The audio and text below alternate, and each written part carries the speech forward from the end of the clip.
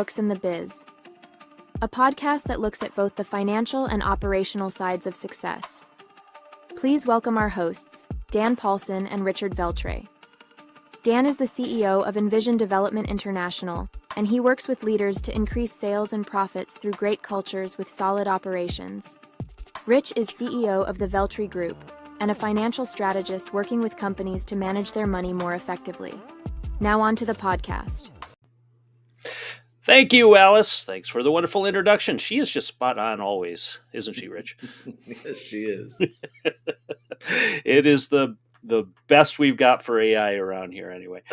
Welcome to Books in the Biz. Welcome, Rich. How are you doing today? I am good, Dan. How are you? I am awesome. So thinking this weekend about, what should we talk about today? We are still lining up a couple other interviewees. And, there's one thing I always hear about, and it depends on which news set you listen to. Either the economy is really, really good, and why are you whining about everything, to the economy is really, really bad and we're all going to die. And I think somewhere in the middle is probably the truth. So I thought it'd be good for us to kind of get into that a little bit today. Sounds good. Especially since many businesses are probably on the fence of what's actually going on here.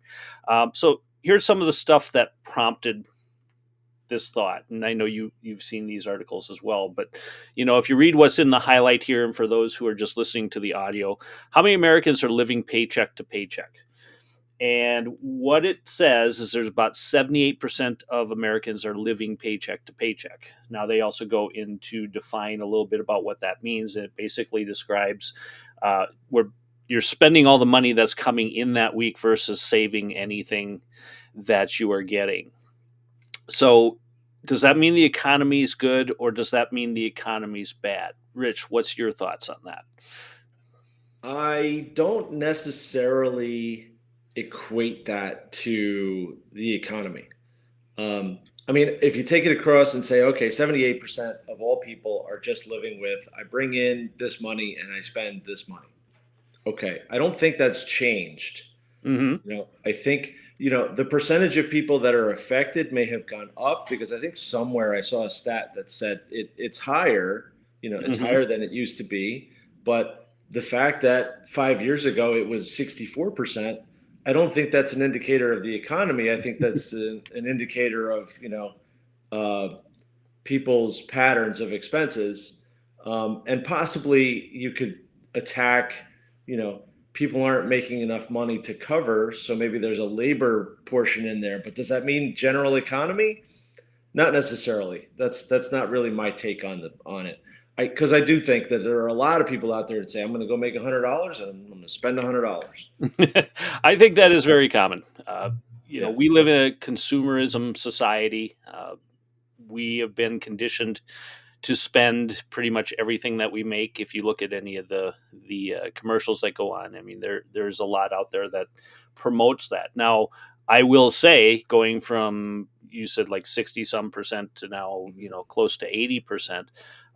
I do believe there are possible flags in there, possible warning signs, because what it might be saying is that 10 to 20% that would normally save some of that money, put it away, now due to inflation and everything else has eroded their ability to save. So now they are living paycheck to paycheck. I think there is some of that out there.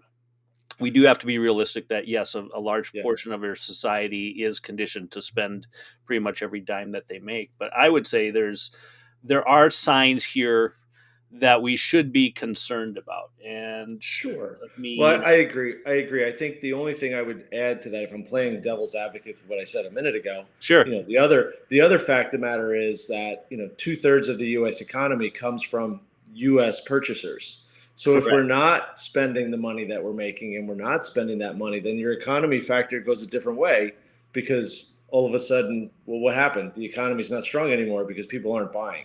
Right. So you're right. So there's factors that, it's so complicated because there's so many pieces to the spider web. Yeah. Well, and if you listen to the news, that's exactly what they hone in on. They hone in on the fact that people are spending their money. They are buying goods. They're still buying homes. All that comes into play, no doubt. The other thing here is credit cards. We hear a lot of talk about credit cards. Now, I've heard stories of, better than 50% of people aren't paying off their credit card bill each month. This particular article, which is from, looks like it's from March 10th, so it's not that old in Hmm. comparison to what we're doing here. Our credit card savings debt threatens to swamp our savings. Here's how to deal with both. They're basically saying that about 36% of Americans have more credit card debt than emergency savings. Uh, Roughly half, so it is pretty close to half, carry balances from month to month, which means they don't pay off that balance. Uh, I don't know what your average credit card percentage, but I'm seeing anywhere between 20 to 30% on credit card fees for anything that is carried over that you are going to pay on that balance. Uh, that's pretty expensive. So, that could also tie into the previous stat that we talked about. But this is what we're Yeah. a lot of people are carrying credit card debt, unsecured debt, which is mostly credit cards. This one definitely alarms me a little bit more and leads me towards, because I think the overall piece here is what's going on. Hmm. If we go by stats and we say, oh, by the statistics, the economy's good, the labor market's good. Okay, but there's so many other factors that seem to be showing themselves and saying, we might be the new leading indicator. New business starts. This credit card debt. I think a lot of people during the pandemic, which I don't want to be the guy that blames everything on the pandemic all over again. Okay, but the pandemic had a significant effect, right, on how people lived, how they worked, how they spent their money. And I think what goes through my mind sometimes is people ran up their credit cards because that was how they were affording what they were doing. And then right after that, the credit card companies said, "Well, interest rates went up, so bang, here we go. We're gonna raise our interest rates." So now people can't get out from under their credit cards because the Hmm. interest rate is now double what it was before, and the balance is still there. So I'm not sure that people are not paying off their credit cards because they spent. I think there's a residual effect that doesn't get figured into the economy numbers. Yeah, and if we look back again to like 2020, there were a lot of people that were getting monthly checks from the government because government had Correct. shut a number of businesses down and they weren't able to work. So people were often making as much or more off of the government subsidized checks, which then led to a lot of consumerism. People uh, buying goods, buying homes, remodeling, travel where they could. They were taking advantage of the fact that they had that cash, and that cash, of course, eventually went away. Yeah.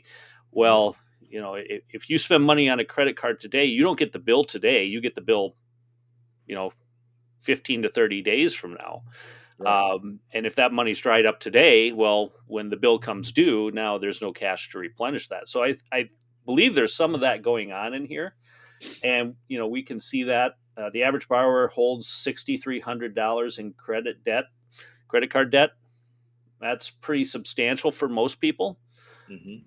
And you look at those balance and interest rates and they keep going up. Now the tricky part is if the average credit card now, and we're highlighting this on those who are viewing this, is roughly about 21.5% interest, and that's if you got good credit. Now if Yeah. you got not so good credit, I guarantee is pushing 30 to 40%. Well, imagine how much of your monthly payment, because monthly payments haven't changed all that much, is still, what is it, 1/20th of your total balance or something like that. Yeah. Basically, it's not even enough to pay off the interest in most cases. So if you're just Yeah. paying the bare minimums, you're accumulating more debt with each month you carry that balance. Uh, Bank rate found 43% of card holders with debt don't know how much interest they're paying. Here's another stick my head in the sand. I'm just going to pretend this is all going to go away. Yeah. That gets a little concerning to me. There's a number of issues here that, depending upon which stats you read, it either sounds really good or there's some real areas of concern here. Sure. I think I worry a little bit too because most of the credit card issuers are banks, or backed by banks. And one of the stats I did not see is the fact that with the run up of interest rates, savings accounts are paying a certain amount extra, but credit cards have gone from, as you were just showing, what was a 10% credit card, a couple of years ago could now be a 30% credit card, right? So Yes. you've tripled the rate of the interest that people are paying. And now what? A 1% savings account went to 5%. So it's five times, but it went from 1% to 5%. I mean, it's one of those things where you can play with a percentage and a dollar amount, and one will look really good, and the other one will look like, well, what are you talking about? that doesn't match up. And that's Right. what I'm kind of going through my head, is that if they've got savings deposits that they're only paying 5% out on, but they're loaning credit card interest at 30%, who's benefiting? I mean, who's benefiting at a rate that's kind of out of realism? Like, it's Yes. just not normal. So Now the we should also 30% put, credit cards can't believe anymore. yeah, we should also put a caveat on that. Your local small town bank typically doesn't have its own credit card or is charging that interest. True. Most of True. the banks, especially the credit cards you're getting, Bank of America, Citi, these are Right. huge Yeah. conglomerate banks that are charging that. So if you're having a savings account or a CD, that's paying you 5-6% interest, which, think back the last 12 to 15 years, that's a pipe dream. Most of our savings accounts were paying like 0.1% interest for the Yeah. longest time. But you're right. There's definitely a disconnect there between what banks are able to pay out, or what they are paying out, I should say. Your community banks are a different story than, again, Citi and a lot of these other ones. They're also footing the risk that if you default on that credit card, that's unsecured debt. They can affect your credit rating, but it gets a little bit more difficult to come after you for that money. Right. Typically, they just keep assessing more and more fees, hoping that you'll pay enough in interest that by the time you do default on everything, they can write that off and still be ahead.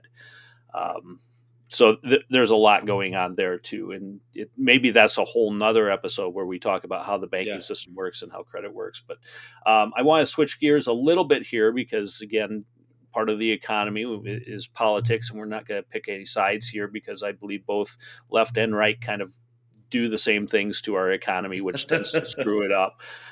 So we won't get into that. But what are people feeling?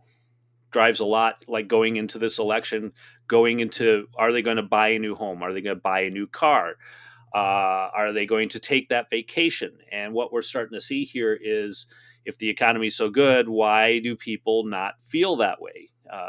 The polls are saying that there's really two or three major issues outside of immigration. The next one is the economy.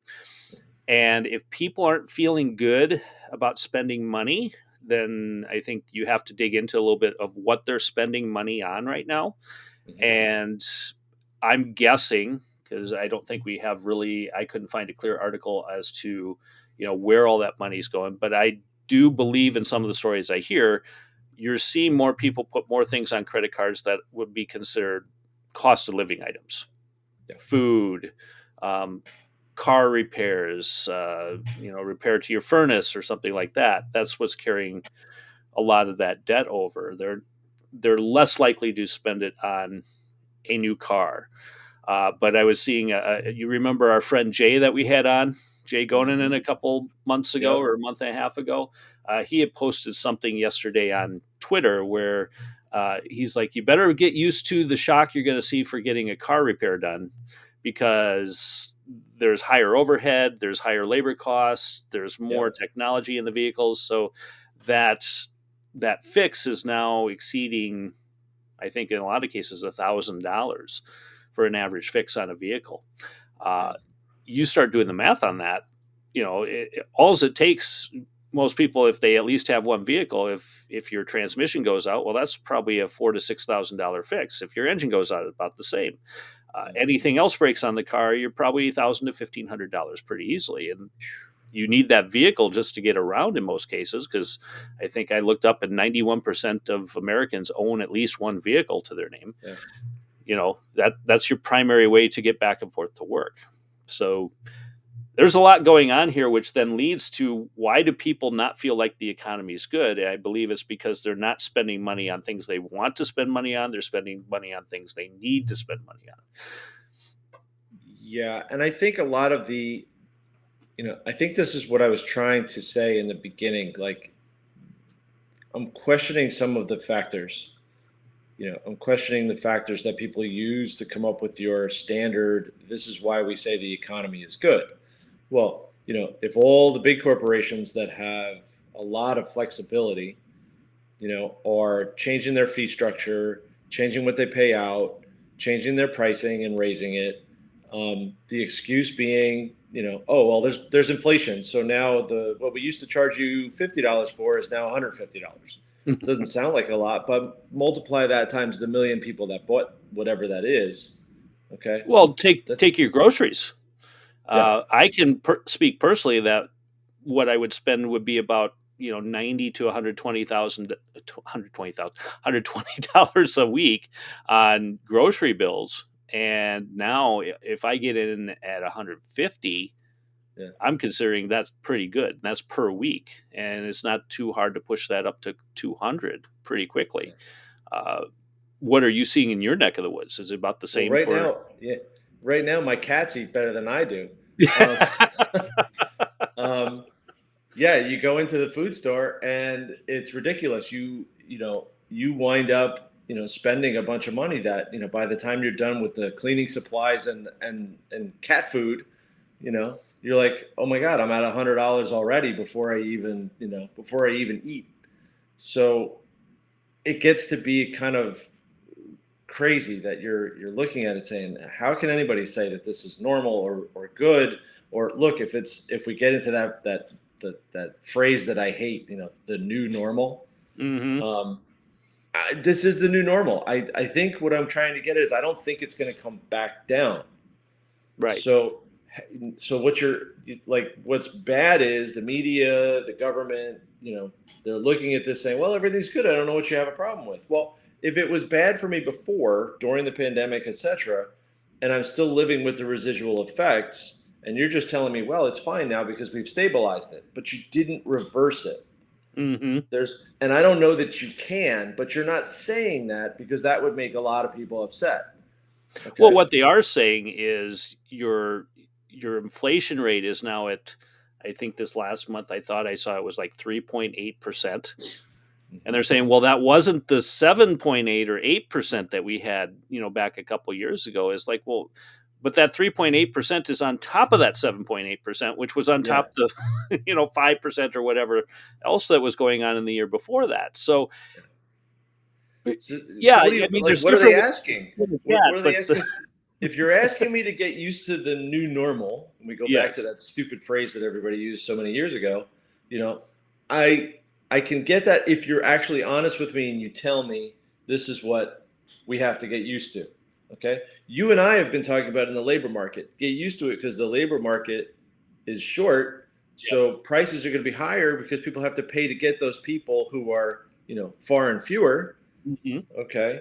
So if that's the case, you're going to expect an increase and you're getting used to it. And I think people who listen to that and understand it are saying, okay, I get it. This is a piece. But this whole, we're not going to tell you anything because it's an election year and it's politics and, we have to make Biden look good or we have to make whoever on the other side is going to look good. That doesn't tell me anything. It doesn't tell me what to get used to. I can't plan. I can't think about it.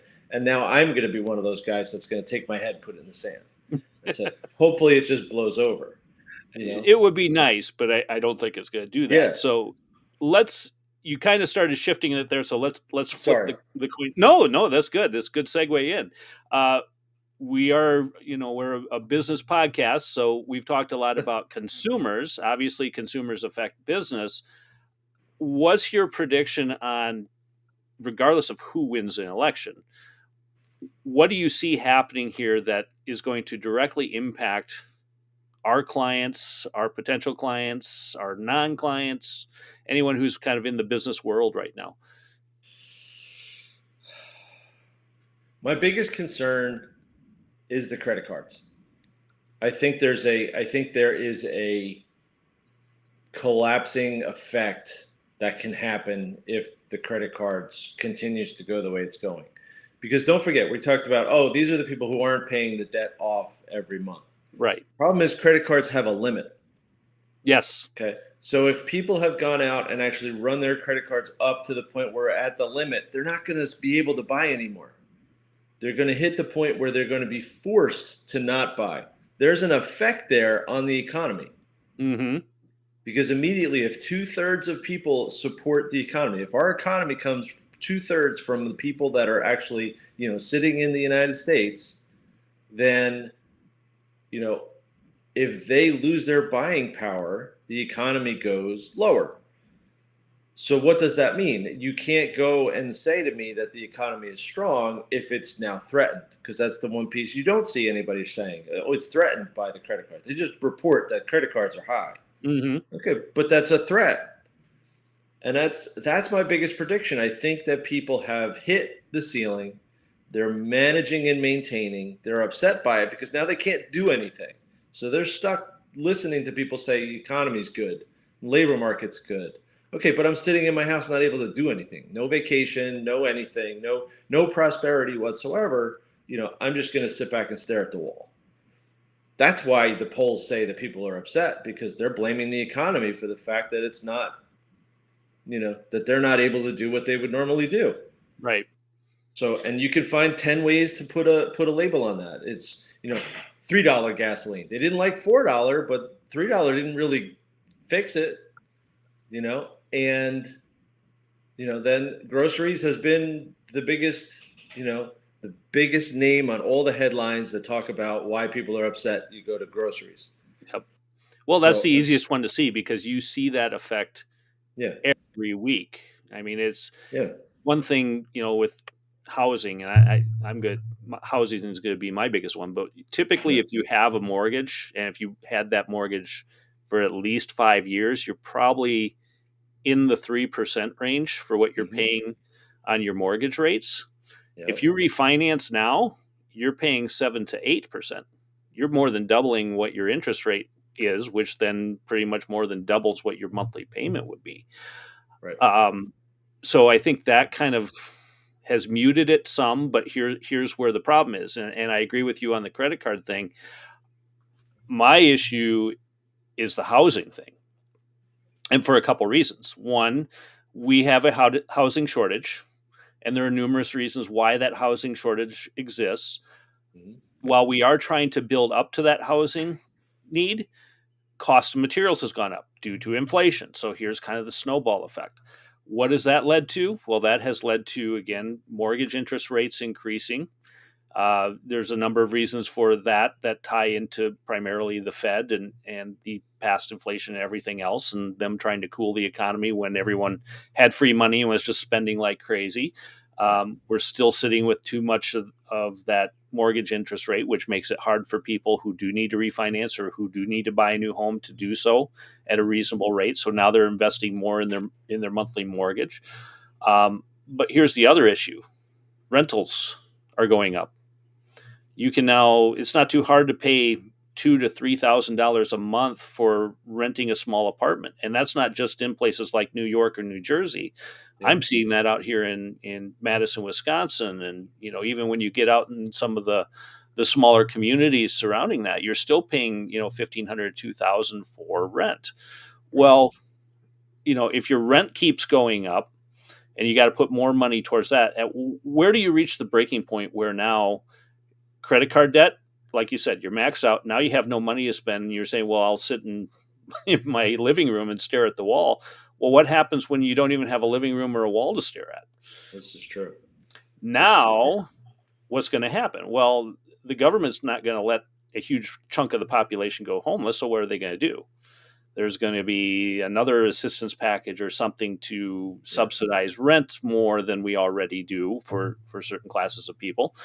Those classes will now grow, and you'll have to pump more money into that. Well, what does that do? That increases our national debt. What does that do? That increases our inflation rate, and so on. And now we create the spiral. And for me, because I work in manufacturing and construction, when somebody would ask me, well, how's this going to impact me? I'm like, well, your impact isn't today. It's probably not even tomorrow. It's probably not even next week. But you're probably already starting to see some rumblings. And I would say within the next 3 to 5 years, what you are going to see is really your industry go through a lot of turmoil. And you're gonna need to figure out how to manage that, because if housing prices keep going up, and there's been no sign, I have heard nothing on the news to say housing prices are going to stabilize or go down, because again, tight housing market, cost of materials going up, cost of buildings going up, so everything's increasing. And you're now stuck in a situation where, at what point are people going to say enough, and that the last straw is going to break, and now we're in this situation where we can't build anymore because the cost of building far exceeds the cost of what you're going to get back out of it. Once the profit's gone, you're pretty much done. So you're going to have to find creative and efficient ways to build more effectively. You're going to see probably American housing shrink to maybe something that's more comparable to European style housing to make it more affordable. I've also seen articles and heard things about that. There's going to have to be changes. And I'm already talking to construction companies that are saying, well, we're still busy now, but the number of jobs we see coming in the future is starting to drop. And they're starting to get a little concerned about that. Where it was, even during the pandemic, it was high time, and, you could pretty much, you were guaranteed work for the next several years. We're seeing some of that starting to slow down. Now, it's not stopped. They're not in panic mode yet, but we're starting to see where they're cutting back.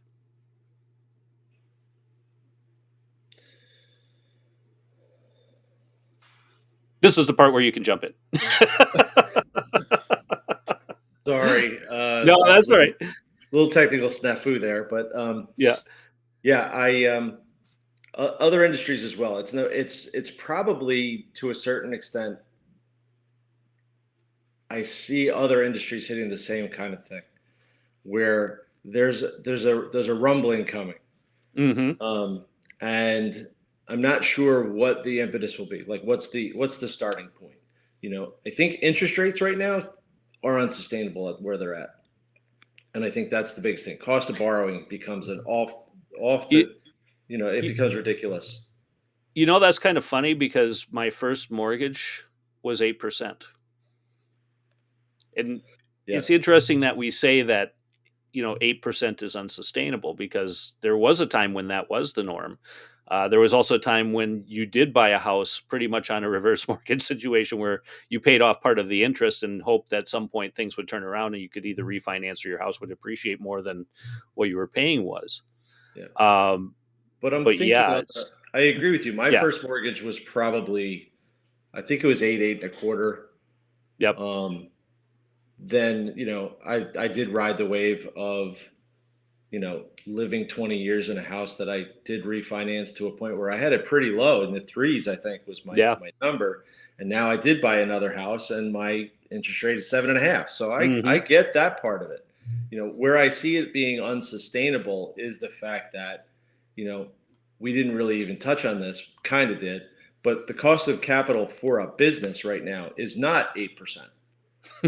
Most people are not at 8%. So this kind of scary part is the fact that, yes, on a long-term, residential mortgage setup, it is not out of the realm to say, okay, so 8%, it is what it is. We can make that sustainable. Yes, agreed. Cost of capital SBA loans are over 10%. Typically not long-term. If your credit is not stellar, it's not 10%. Then it goes up Okay. from there. And then it goes up from there. And then you could also throw in there, well, what about commercial mortgages? What about, office buildings, industrial buildings, retail? Those mortgages are not structured like residential. So those guys didn't get to keep a decent 3-4% rate, because they refinance every 3 years. Mm-hmm. So every 3 years, those interest rates went up, and recently everybody hit kind of that ceiling, and those guys are all shaking in their boots, because you also then had the fact that those commercial buildings are based on valuations that are tied to occupancy. Right. So all these people that left because of pandemic, whatever, the shift to working from home, you got all these buildings now that are trying to be refinanced and their valuations may have gone down. So you got a whole shake of, you got a whole earthquake going on here, and it's a question of how big that winds up being, and what the effect is on everyone else, because it just has this kind of spreading effect. So what should you do about it? You're the finance guy. If I were a business, what would you tell me I should be doing right now, even if my business is going well? I can tell you one thing not to do: don't put your head in the sand. Don't. Absolutely, because if you miss it, then you become one of the ones that's directly affected. So I think people really do have to sit down, plan it out, say, this is what I can do. This is where I have to be at. These are my warning indicators, meaning, I have to have this many sales a year. I have to have this many, depending on what industry you're in. If you're in real estate, do you have enough occupancy? What's your valuation look like? Maybe at that point, talk to your banker ahead of time if it's something that you think you can do. I mean, you know, hopefully they're going to work it out with you because they don't want it back. No, Everybody seems to think they do. Sell it to. Yeah. So, this is why I'm saying to people, look, be prepared, think about it, talk to people that you can talk to, get your advisors involved. And, if you're on the personal side, same thing.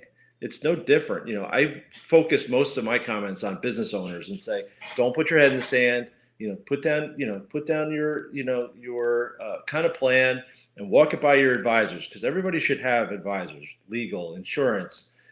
Let people know this is what's going on. What can we do? Other people have thought about this, and other people have come up with solutions. So don't try to think like, well, I'm the only guy here. I'm the only one who can do it. Right. Talk to people. People will help, and you'll be amazed at how many people want to help. Yes, there are more people that want to help when you're proactive about it than when you're reactive about it. Then they're just trying to figure out how to cut their losses at that point. And I agree with you 100%. I think we're on the same page here. When times are good, most people look past the minor issues that turn into major ones later on. They'll figure, well, I'll work through it when things slow down. Well, the problem is when things slow down, the money dries up, and now you don't have the resources you need to fix the issues that are at hand. And to me, it's critical right now. If you haven't done a planning process in a while, you need to get back on it. You need to review the good, the bad, the ugly of what you're doing and see where those kinks in the armor are so that you can deal with those. If you're just going to say, well, times are high and money's still rolling in and we're fine, we'll be okay, we can weather anything, those are the people that usually struggle 3 to 5 years down the road when something shifts that they weren't aware of and they were not prepared to handle it. So back to what you were saying, you have advisors. If you don't have advisors, you get advisors. There are plenty of people that will help you, without charging you a fee. And those are your bankers, your insurance people, people that you're already paying in something to, and they want you to stick around. So they're going to be likely to help you. In some cases, they're going to refer you to people like us. Mm-hmm. So here's our shameless self-plug is you're occasionally going to need somebody who's going to look at your business in a different way than you do, than your banker does, than your insurance company does, than your accountant does. Mm-hmm. And you really need to think about bringing those people in now when things are good and not waiting till something changes. Now, maybe you'll look out, maybe you'll ride whatever wave is coming and things will be fine. There's a lot of signs, though, that have me concerned, and I have a lot of other people concerned. That means you should probably at least take a glance and make sure you're really as stable as you think you are. I 100% support that comment. Absolutely 100%. Just, make it vocal. At this point, communication's it. Yep. I think that's going to be the key. And I think that's where we can wrap up today. So, as far as what my takeaway from this whole economy thing is there are good signs, but there are also a lot of warning signs. And in my opinion, we're kind of in the warning track right now. We need to get back square up, and we can't rely on what's going to happen with the election to do that. So take care of yourself, do your strategic planning, get out there and really tighten things up now while you can. And that way you'll be better prepared for whatever comes in the future. Rich, how about you? I am 100% in the same vein. I think there are a lot of warning signs. I think there's going to be a shift, and I don't know which way. I'm not really a good predictor that. I'm just telling people this is where, you're on the warning track, and that, you got to talk about it. So definitely take the communication and talk to people and make sure that you're on as sound footing as you might think that you are. That is awesome advice. And I think they should talk to us too. So, Rich, how do they get a hold of you? Send me an email. It's the best way to go. rveltry@veltrygroup.com. My email is too damn long, so I'll just tell you go to danpaulsonletsgo.com, and there's a form you can fill out there. I'll be happy to get a hold of you and see how either one of us can help you out. We got some tools that can help you figure out where your weak spots are at and what you can do to fix them. So please reach out and contact us today. Rich, it's always been fun, and we will talk again next week. Sounds good, Dan. Talk to All you right. later. Take care.